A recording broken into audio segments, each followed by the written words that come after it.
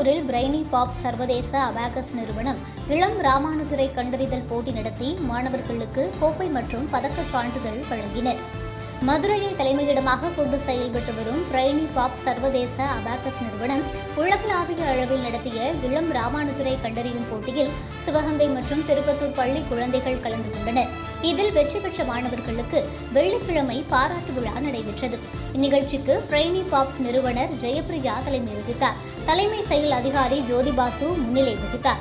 விழாவின் சிறப்பு அழைப்பாளராக திருப்பத்தூர் நகர் காவல் துணை கண்காணிப்பாளர் செல்வகுமார் கலந்து கொண்டு வெற்றி பெற்றவர்களை பாராட்டி கோப்பை மற்றும் பதக்கச் சான்றிதழ் வழங்கினார். மாங்குடி பள்ளி தலைமை ஆசிரியை மார்கரெட் சாந்தகுமாரி சிறப்புரையாற்றினார். இதில் பிரைனி பாப்ஸ் கிளை மாணவர்கள் மற்றும் பாபா மெட்ரிக் பள்ளி, குளோபல் சர்வதேச பள்ளி, மாங்குடி அரசு பள்ளி மாணவ மாணவிகள் மற்றும் பெற்றோர்கள் கலந்து கொண்டனர்.